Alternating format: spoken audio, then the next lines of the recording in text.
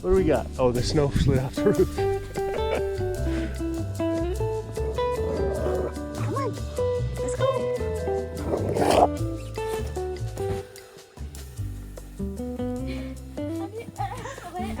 Okay, this is the factory battery cable off the 91 F250, and it was probably replaced because this thing's actually in really good condition.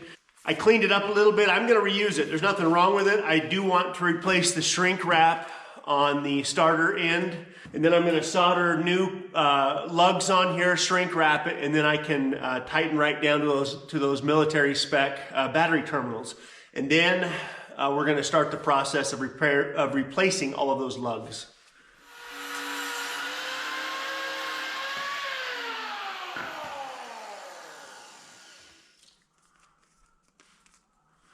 So we'll go somewhere right in there.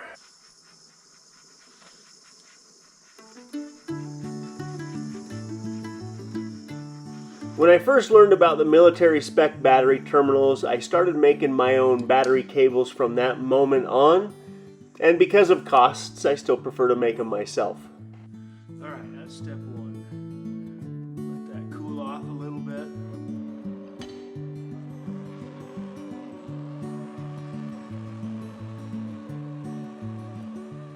It only makes sense to fill the lug up with some solder and flux both before I take the battery cable and shove it down in there, but this is how I've done it for many years now.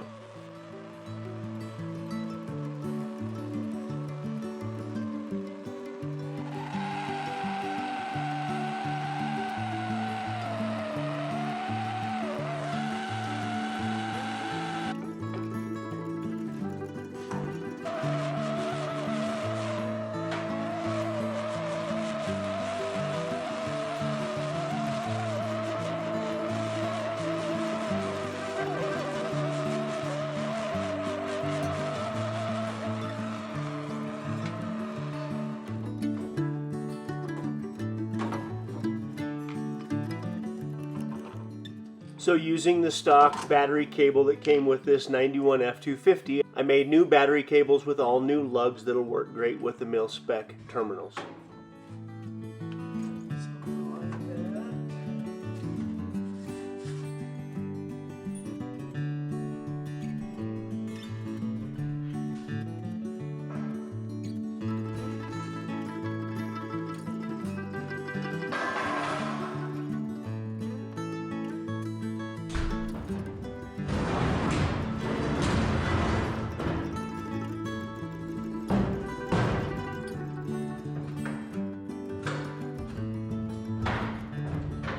The headache rack came off the 91 F250, which would be the donor frame for the Bumpside Diesel. And the more I looked at that headache rack, the more I knew I would benefit from having it on the Bumpside Diesel. And the headache rack had that vintage look that I was going for, but it didn't fit the Bumpside bed as well as I wanted it to, so it needed some slight modifications.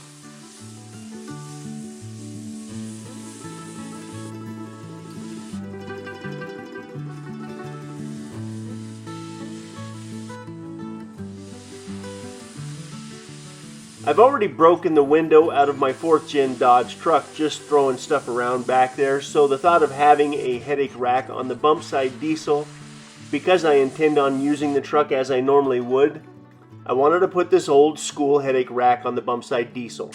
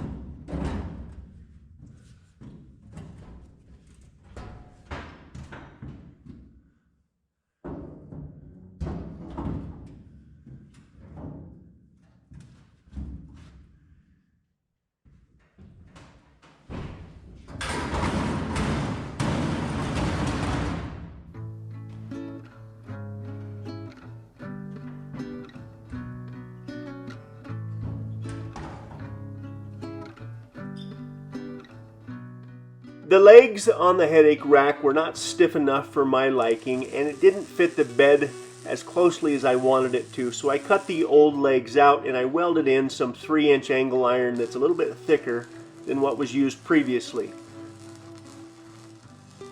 I'm also going to add something a little bit later that should stiffen the headache rack up and also give me a place to anchor to as I need it. But this truck is going to be used around here the same way any other truck would be used around here. So I could haul anything from firewood to hay with this truck, so I'm going to build it accordingly.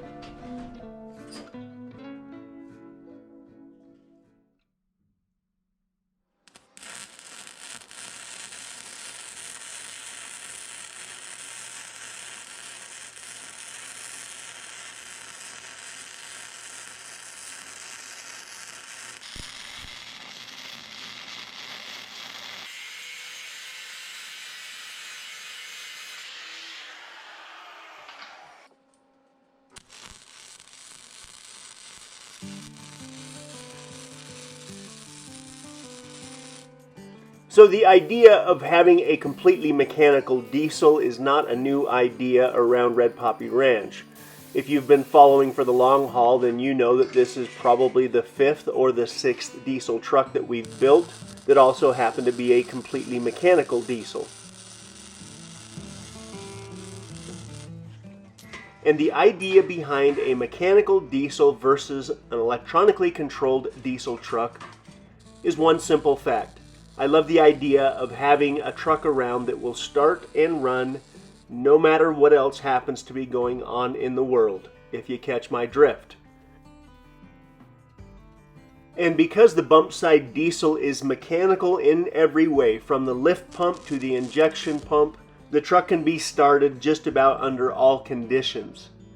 Which means this truck, in my mind, is what you would call completely bomb-proof. Where my 2012 Dodge Ram, because it is electronically controlled, is not.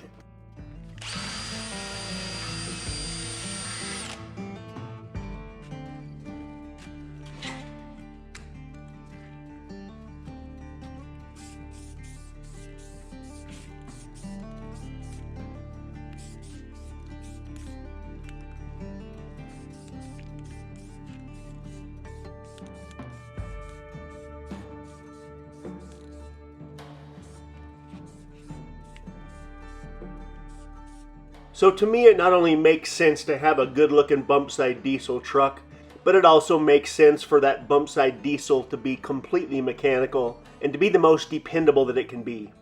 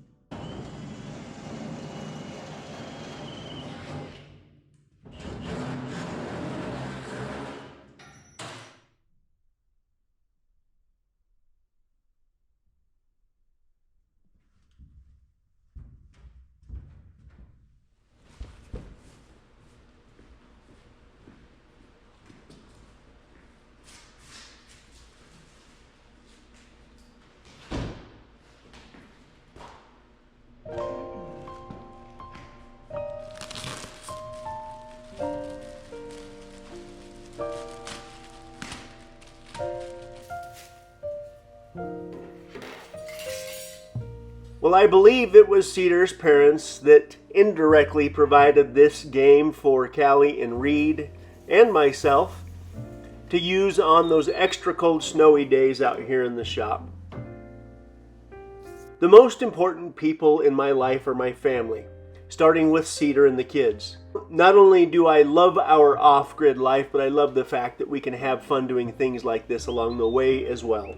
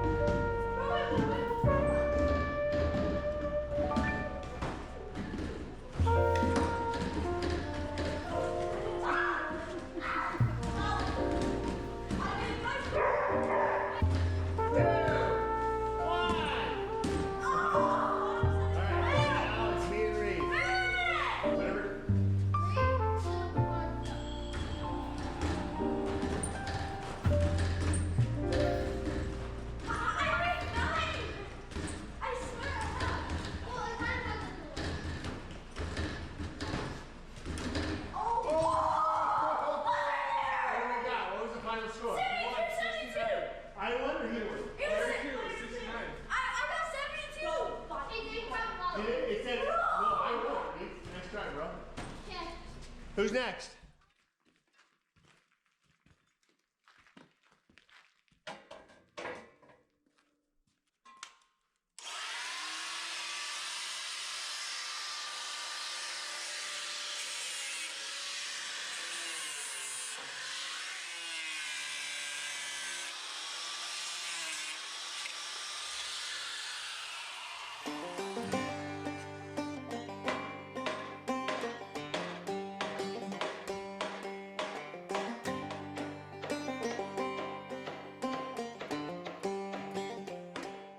So this is the original bumper that came off this 1969 F250 that was likely installed by the dealership when the truck was brand new. But it has pretty significant rust in the bumper. I'm going to repair the rust in the bumper without getting into the vintage look that the bumper already has. Then get it reinstalled on the bump side like it's always been there.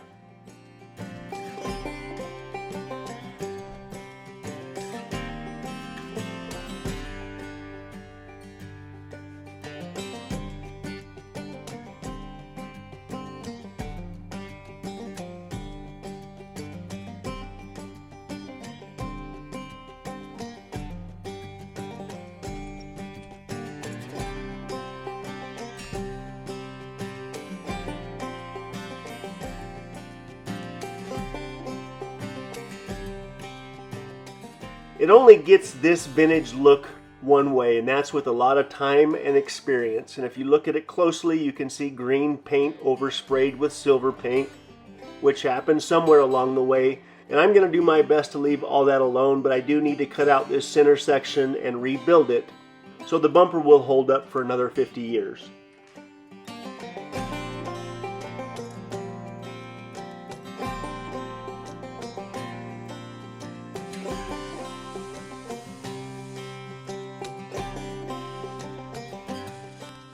So to me, the most valuable part of this truck is the way that it looks, and my goal, both with the headache rack and the bumper, is to continue to keep it looking a very particular way.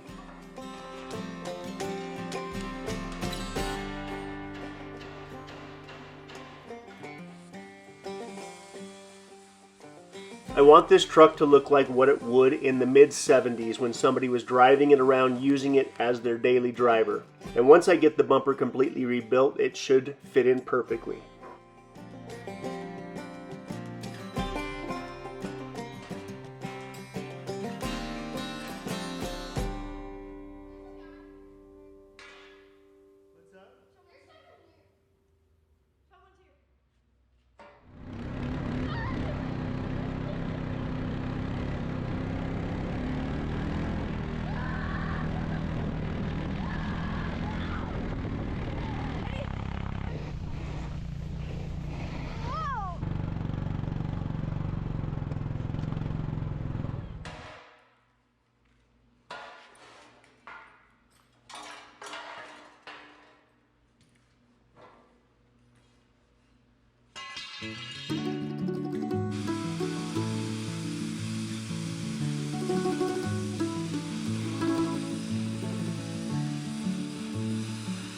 Because the frame on the new truck is wider than the Bumpside would have been originally, I'm going to have to change the mounting points anyway, so this was a perfect opportunity to rebuild the bumper while still doing everything to keep that vintage look.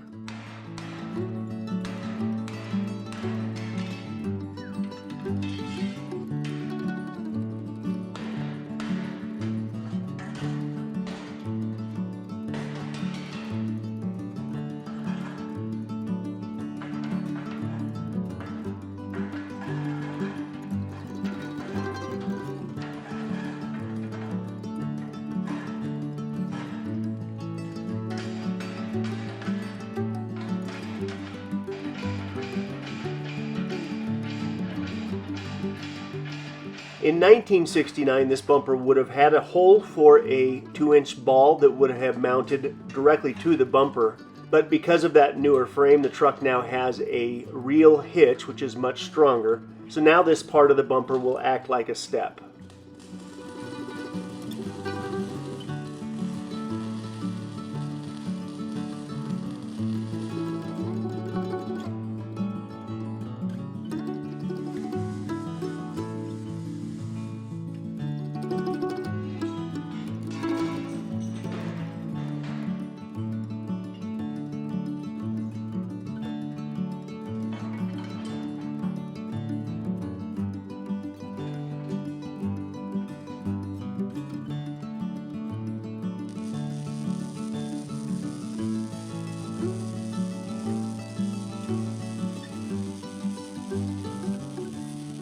In the very beginning, I wasn't sure if we would ever be able to have a welder that would run off of our solar system, but after 6 years, I'm grateful I'm able to do projects like this out here in the shop when the weather may be bad outside.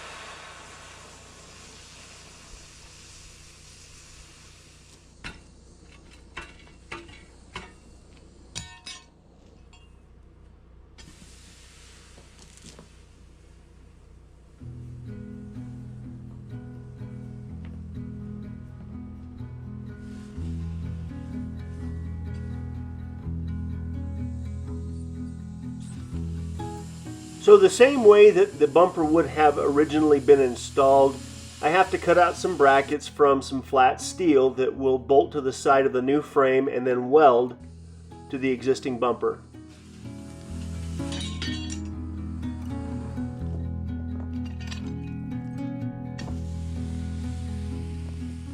So I'm going to drive this truck for either 3 months or for 6 months, or if I really like it, maybe even a year. But at some point, after I've gotten all the bugs worked out, I'll put it up for sale and I'll send it down the road and I'll use the resources to build the next one, which I've already got started in my head and I've already started collecting parts for. So, as anxious as I am to drive this truck and get a feel for it, I can't wait to do the next one.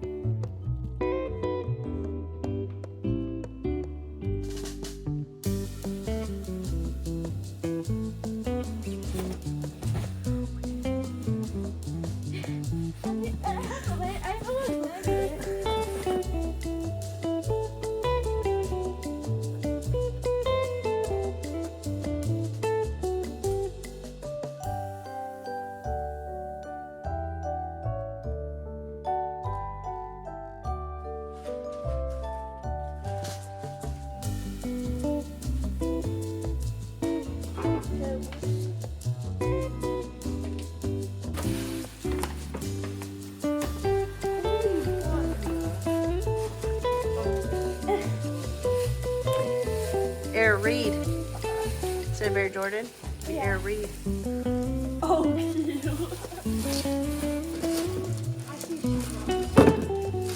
Oh, this one is cute. I like this. Come over here, take care of that one.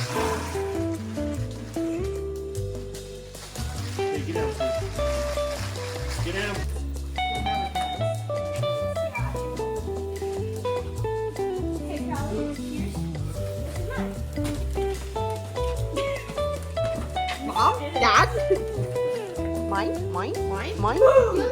Mine. Callie?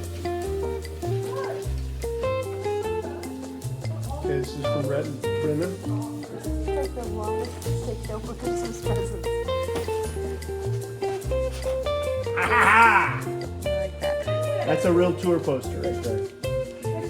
Vincent Neil Emerson, actually. Oh, wow, look at that. I didn't see that. That's awesome. We're going to get that one framed. No, it's Culture Wall, but it's a real tour poster. Oh, cute. So this is from, it's just tour dates on it. We need it. Parchment paper too. It's heavy. It's really heavy. We need to get that one framed. Someday that's probably going to be worth something. That's amazing. That's going to look good out in the shop. Thank you, Rick. Everybody, are we going to fit in the picture? Maybe. Everybody say Merry Christmas. Merry Christmas. Okay, let's get everybody in the picture and try it again one more time. Merry Christmas. Now let's do a close up of Rhett and say Merry Christmas. Merry Christmas. And then Merry Christmas. one more time. Merry Christmas. There we